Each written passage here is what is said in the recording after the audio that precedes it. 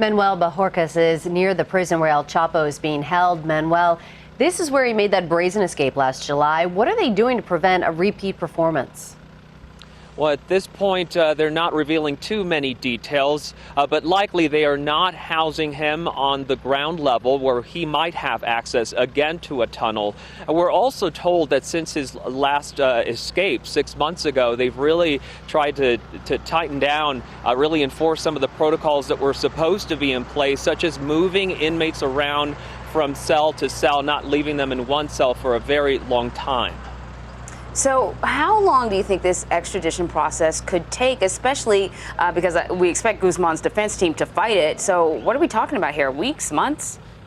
It really depends on who you ask. A U.S. law enforcement source told us that it could be a matter of weeks, maybe 4 to 6 weeks, because it does seem that the Mexican government this time around is willing to get that process going. They have started it, is willing to extradite him to the United States. But El Chapo's attorney here in Mexico has already said that he has filed at least 6 motions to stop the extradition, and those are motions that will have to be reviewed by a judge. Court dates will have to be set, arguments will have to be made, so that could really stretch into months.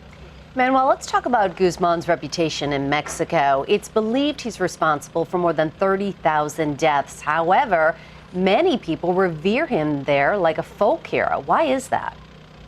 That's an interesting question. One theory is that many people view him as sort of a Robin Hood, somebody who has given to the poor, who has built roads and churches and schools.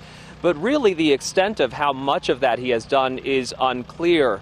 For the wider Mexican audience, it seems at this point that because there is mistrust of government and there are thoughts of so much corruption in government here, that El Chapo kind of represents this rebel, someone who can come up against the government, someone who can embarrass the government, someone who came from very humble beginnings and built an empire, whether for good or evil. So that's some of the theories that are out there about why so many Mexicans actually view him as a folk hero.